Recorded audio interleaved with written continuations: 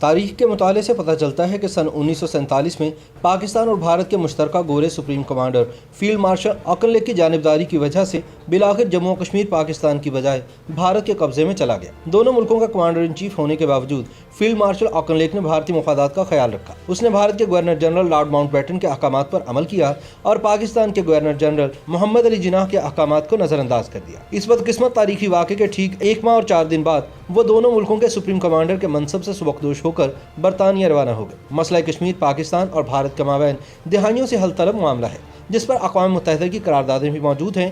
مورخین کے مطابق یہ معاملہ کبھی اتنا پیچیدہ بھی نہ تھا، لیکن سن 1947 میں آکن لیگ کی جانبداری نے وادی کشمیر بھارت کی جھولی میں ڈال کر پاکستان پر ایسی کاری ضرب لگائی کہ جس کا زخم شاید کبھی نہ بھر سکے۔ یہ 22 اکتوبر سن 1947 کی بات ہے۔ مورخ جوزف کوربل نے اپنی کتاب ڈینجر ان کشمیر میں بیان کیا ہے کہ وزیرستان کے محسود اور افریدی قبائل تک جب کشمیر کے مسلمانوں کے ساتھ ہونے والے ظلم اور خون ریزی کی داستانیں پہنچی تو وہاں کے لوگوں نے اپنے مسلمان بھائیوں پر ہونے والے مظالم کے خلاف گوریلا کارروائی کا فیصلہ کیا۔ قبائلیوں کی اس کارروائی کا ایک پس منظر تھا جس کی ابتدا برصغیر کی مشترکہ فوج کے supreme commander field marshal Auchinleck سے شروع ہوتی ہے اور لارڈ ماؤنٹ بیٹن سے ہوتی ہوئی آج کے کشمیر تک آن پہنچتی ہے۔ جس قبائلی لشکر نے ڈوگرا فوجیوں کو یوں آن کی آن میں تتر بتر کیا تھا، وہ ان واقعات کے رد عمل میں حکومت میں آیا تھا جن کا آغاز 15 اگست سن 1947 کو ہوا۔ سابق وزیر اعظم پاکستان چودھری محمد علی نے اپنی کتاب ایمرجنس آف پاکستان یا ظہور پاکستان میں لکھا ہے کہ 15 اگست سن 1947 کو جب انڈیا نے اپنا پہلا یوم آزادی منایا تو ریاست جموں و کشمیر اور اس کے تمام صوبوں میں یوم پاکستان منایا گیا۔ بس اسی روز سری نگر اور دلی میں خطرے کی گھنٹیاں بج گئیں۔ مشرقی پنجاب کی مسلم اکثریتی ریاستوں کپورتھلا اور پٹیالہ کے مہاراجہ سری نگر پہنچے۔ ان ریاستوں کے غیر مسلم حکمرانوں نے آبادی کا تناسب تبدیل کرنے کے لیے جو طریقہ کار اختیار کیا تھا اس سے متعلق مہاراجہ کشمیر کو آگاہ کیا۔ نتیجہ یہ نکلا کہ پوری ریاست میں بڑے پیمانے پر فوجی آپریشن شروع کر دیا گیا۔ یہ آپریشن آئندہ 11 ہفتوں تک جاری رہا، جس میں پٹیالہ اور کپورتھلا میں قتل عام میں 2 لاکھ افراد مارے گئے۔ انگریزی اخبار ٹائمز لندن نے 10 اکتوبر 1947 کی اشاعت میں لکھا کہ اس خون ریزی کے دوران شہید ہونے والے مسلمانوں کی تعداد 2,37,000 تھی۔ ان واقعات کے رد عمل میں ڈوگرا فوج کی کارروائیوں کے خلاف ضلع پونچھ کے علاقوں میں اگست سن 1947 میں ہی لوگ اٹھ کھڑے ہوئے۔ صورتحال اتنی خراب ہوئی کہ ان لوگوں کے پاس کچھ چارہ نہ رہا کہ وہ اپنے اہل عیال کو پنجاب میں بکھرے ہوئے اپنے رشتہ داروں کی پناہ میں دے کر جوابی کارروائیاں شروع کریں۔ لہٰذا مقامی لوگوں نے سردار عبدالقیوم خان کی قیادت میں متحد ہو کر جوابی کارروائی کی، جس کے نتیجے میں آئندہ 6 ہفتوں کے دوران وہ میرپور سمیت دیگر بہت سے علاقوں میں ڈوگرا فوج کو نکالنے میں کامیاب ہو گئے۔ چودھری محمد علی نے لکھا ہے کہ پیش قدمی کرتے ہوئے 26 اکتوبر تک قبائلی لوگوں نے سردار عبدالقیوم خان کی قیادت میں متحد ہو کر جوابی کارروائی کی، جس کے نتیجے میں آئندہ 6 ہفتوں کے دوران وہ میرپور سمیت دیگر بہت سے علاقوں سے ڈوگرا فوج کو نکالنے میں کامیاب ہو گئے۔ چودھری محمد علی نے لکھا ہے کہ یہ قبائلی پیش قدمی کرتے ہوئے 26 اکتوبر تک سری نگر کے مضافات میں پہنچ چکے تھے، لیکن ان کی روانگی کی اطلاع حکومت پاکستان کو نہیں تھی۔ بس یہی واقعہ تھا جو ان کی کمر پر تنکا ثابت ہوا اور انڈیا نے ریاست اور خاص طور پر سری نگر میں اپنی فوج اتار۔ ان کا موقف ہے کہ اس موقع پر اگر دونوں ملکوں کے مشترکہ سپریم کمانڈر آکن لیگ اپنی غیر جانبداری ترک نہ کرتے تو تاریخ مختلف ہوتی۔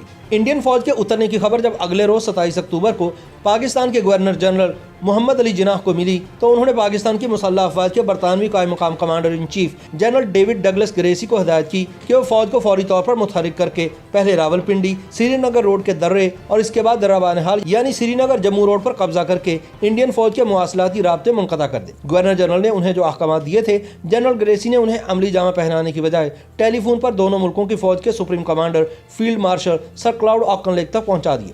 چودھری محمد علی کے مطابق ایسا کر کے جنرل گریسی نے اپنے اختیارات سے تجاوز کیا تھا۔ بہرحال فیلڈ مارشل آکن لیگ نے جنرل گریسی کو کارروائی سے روک دیا اور اگلے روز خود لاہور پہنچ گئے اور بانی پاکستان قائد اعظم محمد علی جناح سے ملاقات کی۔ انہوں نے محمد علی جناح کے سامنے تجویز پیش کی کہ پاکستان اور انڈیا کے گورنر جنرلز اور وزرائے اعظم کی کانفرنس منعقد کر کے مسئلہ بات چیت کے ذریعے حل کر لیا جائے۔ بانی پاکستان نے تجویز قبول کر کے فوجی کارروائی کا حکم واپس لے لیا۔ انڈیا کے گورنر جنرل ماؤنٹ بیٹن بھی اس تجویز سے متفق ہو گئے، لیکن سردار پٹیل نے اس کی مخالفت کر دی اور وزیر اعظم پنڈت جواہر لال نہرو نے بھی اس اجلاس میں شرکت سے انکار کر دیا۔ چودھری محمد علی کے مطابق کشمیر کے انڈیا سے الحاق کے لیے کانگریسی قیادت نے ایک طویل المیعاد حکمت عملی تیار کر رکھی تھی اور وہ چاہتے تھے کہ اس معاملے کو حیدرآباد دکن کے انضمام کے فیصلے تک نہ چھیڑا جائے۔ چودھری محمد علی کے مطابق صرف انڈین حکومت قبائلیوں سے مقابلے کے لیے فوجی کارروائی کرنے کو بے چین تھی اور فوری طور پر کوئی کارروائی کرنا چاہتی تھی۔ वीपी मेनन लिखते हैं कि कश्मीर में सूरत हाल खराब हो चुकी थी। मुजफ्फराबाद में डोगरा फौज में शामिल मुसलमान फौजी अपने कमांडर लेफ्टिनेंट कर्नल और उसके अमले को कत्ल करके हमलावर कबायली जत्थे में शामिल हो चुके थे।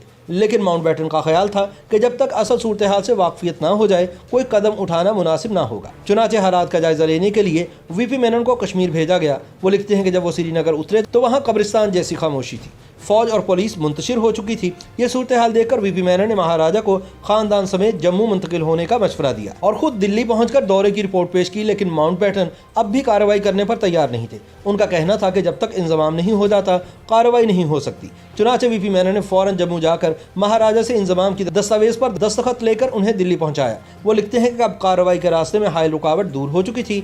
26 अक्टूबर से ही फौजी कार्रवाई का आगाज कर दिया गया। चौधरी मोहम्मद अली ने लॉर्ड माउंटबेटन के अमले में शामिल एक आला अफसर के हवाले से लिखा है कि इल्हाक की दस्तावेज पर दस्तखत करते ही लॉर्ड माउंटबेटन ने गवर्नर जनरल की कबा उतार फेंकी और कमांडर इन चीफ का चोला पहन लिया। एक अंग्रेज मुसन्निफ के मुताबिक इस मरहले पर गवर्नमेंट हाउस इंडिया जंगज़दा दफ्तर का माहौल पेश कर रहा था, जबकि लॉर्ड माउंटबेटन इस जंग के पुरआज़म सिपह सलार दिखाई देते थे। इस सूरत हाल पर मौरखीन कई सवालात उठाते हैं कि क्या वजह थी कि कश्मीर में फौज उतारने से पहले किसी को, खास तौर पर मुश्तरका फौज के सरबराह फील्ड मार्शल क्लाउड ऑकनलेक को ख्याल ही न आया कि उनके कांधों पर दो मुल्कों की जिम्मेदारी है और मामलात यकतरफा शक्ल इख्तियार कर चुके हैं। ना किसी ने ये सोचा कि हुकूमत पाकिस्तान से बात करके बहरान को हल कर लिया जाए। चौधरी मोहम्मद अली के मुताबिक इसका राज उस वक्त खुला जब फील्ड मार्शल ऑकनलेक ने 28 अक्टूबर को लाहौर में बानी पाकिस्तान से मुलाकात की और पाकिस्तान की तरफ से इंडियन फौज की मुदाखलत के एतराज़ पर उन्होंने कहा कि इस कार्रवाई को चैलेंज नहीं किया जा सकता क्योंकि जम्मू कश्मीर के महाराजा ने इंडिया के साथ इल्हाक कर लिया है और वह बिल्कुल कानूनी और जायज़ इक़दाम है। मुसन्निफ जाहिद महमूद के मुताबिक इस मुलाकात में फील्ड मार्शल ऑकनलेक का एक और तजाद भी सामने आया।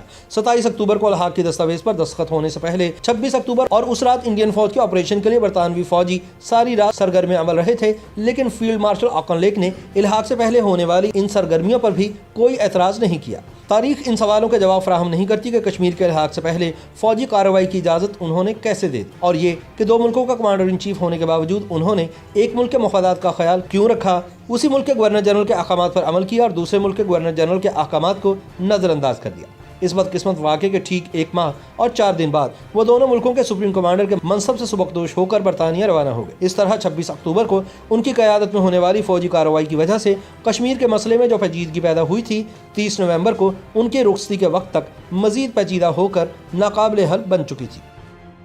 YouTube पर गूगली न्यूज देखने के लिए youtube.com की सर्च बार में गूगली न्यूज टीवी टाइप करें। गूगली न्यूज के पेज पर सुर्ख रंग के सब्सक्रिप्शन वाले बटन पर क्लिक करना ना भूलिए। YouTube पेज पर अपलोड होने वाली वीडियो से बाखबर रहने के लिए बेल आइकन पर क्लिक कीजिए। आपको हर नई वीडियो के बारे में नोटिफिकेशन मौसूल हो जाएगा।